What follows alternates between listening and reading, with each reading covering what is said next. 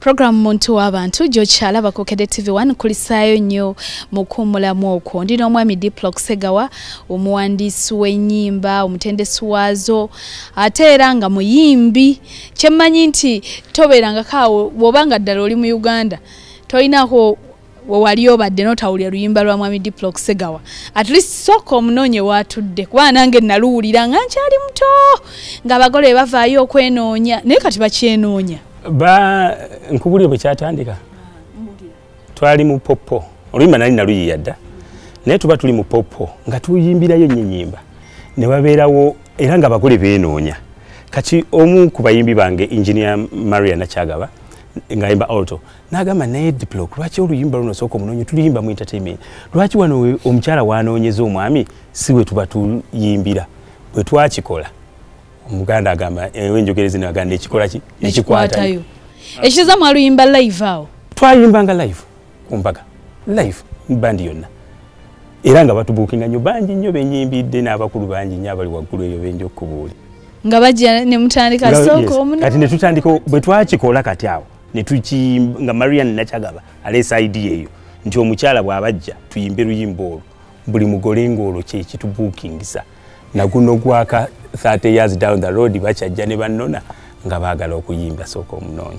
Wetuwumuliddemu ng'otubuulira ku by'ensoma ate olwo nga gye tutuuse nti ennaku zino ekitubonyaabonya butateeka kituufu mu nkola. Mu nkola.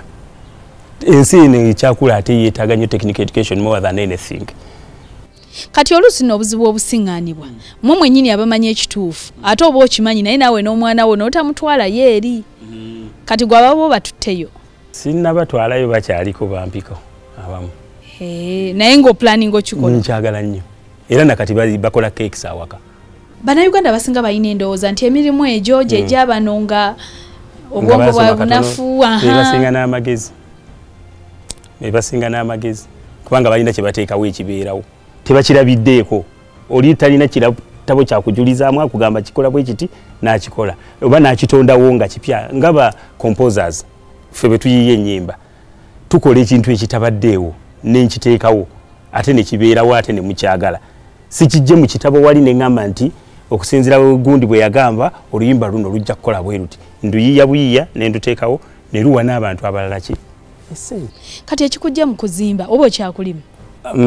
Ekikujjayo kuyimba ate otandika okuyimba nga ate okuzimba okwo kwali kufuna ssente ate weeyongere kuyimba nga ate okuzimba kuno okuwaanye okulabira ddala kulimu akafuna kiki? Saakuva nakuggyako obwongo okuba nti full time nenteeka full time ku kuyimba naye nga n'okuzimba nkola ki nsobola okuzimba naye okuyimba nga ate ntandise level endala gye nyimba nti nyambamu n'abalala. Kati bw'otunulira we nakola studio ennyimba z'abasudde zonna ezisinga, Sebatta zonna ezisinga, Paulo Kafeero zonna ezisinga, Walukago okutandika byonna byaliwa mu studio zange. Nga gwabawandiikira ennyimba? Gwabatabulira ebyuma? Nga ffe tuzirekodinga. Ekitezo oli mukubi wa byuma? Nga mbigula ebirungi ne baba recordinga mu studio zange. Studio zo ziri luddawo? Zalinga ku Embassy House for 15 years. Ku Embassy House before nga sinagenda Bungereza. Music onaafuna olyoka ove ne ku mulimu guli ogwofunamu ng'ogulaba nti nteeka nefumbiro nompa kino. Odde ku music alimu ssente. Si ssente pase naye waliwo ekintu kyokola nga oba tukiyita calling. Omuzungu akiyita calling. Bw'olaba omuntu nga musawo kuyitibwa. Kati nze ennyimba ze nnyembye zirimu amakulu. Waliwo bansanyusa nnyo abavubuka oba wali oluwuliddeko bansanyusa nnyo nabategeera abaana abavubuka naluyimba twalurekodinga mu 1985. Up to now abantu bwe baluteeka kubaga nti kale wulira oluyimba olukola ki olubuulirira. Bw'otunuulira ennyimba z'abakadongo ka mwezi muno n'endala eza bands. Kati olwo abavubuka wali otegeeza ki? Nti ate era kyekiriwo ddala kubanga mwalimu nti be bakyusa ennyambala be baleeta n'enjogera empya emisono gy'enviiri mirala nnyo baagala bingi ebisanyusa. Tolaba ng'era ddala be bavubuka be bakyusa ennyambala emisono gy'enviiri mirala nnyo. Ennaku zino n'abazeeyi mbesala fitting.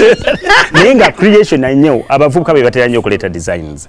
So kati awo nga bwe nkubuulire nti okuyimba okwo kwamaliranga ebiseera kati mu kwa church na translating ennyimba waliwo sister wange yali ng'abeera Nairobi nga natugulira ekitabo ekitibwa Sacred Songs and Solos nenkyusa ennyimba ezisuka mu 200 okuzijja mu luzungu okuziteeka mu Luganda. Amakanisa mangi nnyo gaziyimba nga tebamanyi nti nze nazikola. Kati kyembuuza fine eyo calling naye omuntu wano ku nsi yeetaaga ng'ayinamu ne wallet. Kati ennyimba ozijjamu otya music? Ozijjamu otya ssente? Ennyimba okuzijjamu ssente kati nkubbireko. Kati ebitongole bigenda ne bijja nti wajjukidde aka statewide insurance akakalanga akamu kampe ssente eziyinza okummalako mu mwaka nga nkayiyiza. Kati ebitongole bya gavumenti bijja ne bitugamba ne bantuukirira kubanga nze nkola ekintu ekiri well researched. Bayinza okutuukira ne bakugamba nti tulina kye twetaaga oba mu Ministry of Health oba Electoral Commission. Nenkikola nenkiyiya nga ompadde kyoyagala njiyeeko. Nenkikolako research nenkikola mu kantu akajja okubanga katono nnyo naye ng'obubaka bwonna mbukoze eki mbujjeeyo. Nabadde nkusomako nga balaga nti mu ebyo ebyokulonda kituufu gy'oli mu bulango obwo obwencouraging abantu okukola ki. Nsaba kunzijukizaayo kamu. Tomulonda lwakuba mukyala wo, tomulonda lwakuba mukwano gwo, mulonde lwakuba asobola nga y'anaasitula ekitundu kyammwe. Awo ke nasooka 1989. Omuhindi omumu bulijjo mbuulira naye nga nange simanyi nti kati then twali tugenda okukola constitution era nze nayiya anthem eyakola constitution y'eggwanga mu 1995 n'okulonda kuno okwakaggwa era nze nayiyiza ennyimba ezaakoze mu ggwanga lyonna mu nnimi ez'enjawulo. Kupsebenyi akaramajong zonna nziyiya mu luzungu nenziwa abazitranslatinga then netwesoga studio ne Dr. T netukuba ennyimba nezigenda mu bitundu ebyo era gye zikubira nga zikubiriza abantu okulonda. Awo omudidi we muguyolera ebintu by'ekikanga ekyo si mudidi naye at least ye calling gye nkugambye. Era kati bw'owulira bw'oba oyagala kuyigiriza abaana ndiisa abazadde ng'ontuukirira ng'ompa ku literature nga musoma nga nzijayo akayimba akanyumira abaana n'omuzadde agenda okuliisa omwana. Kitegeeza ebintu binene n'abaana bo obibayigiriza oba bo tebalina calling. Already niraba entandisa okw-identifying nga balina calling. Osobola okw-identifying nti kati Robinah oyo ayinza okuba ne calling. Kati eriyo anyumirwa ennyo ebivuga ate eriyo already ayimba ne Munnamirembe Cathedral Choir. Mulenzi wa P7 yakamala P7 ebuddo. Ekivulo ekyali ennakivubo wangambye liko mu 1997. Lwaki kyaliyo kimu? Ye wali oleese baani? Waliwo kampani bwe twagenda e Sweden.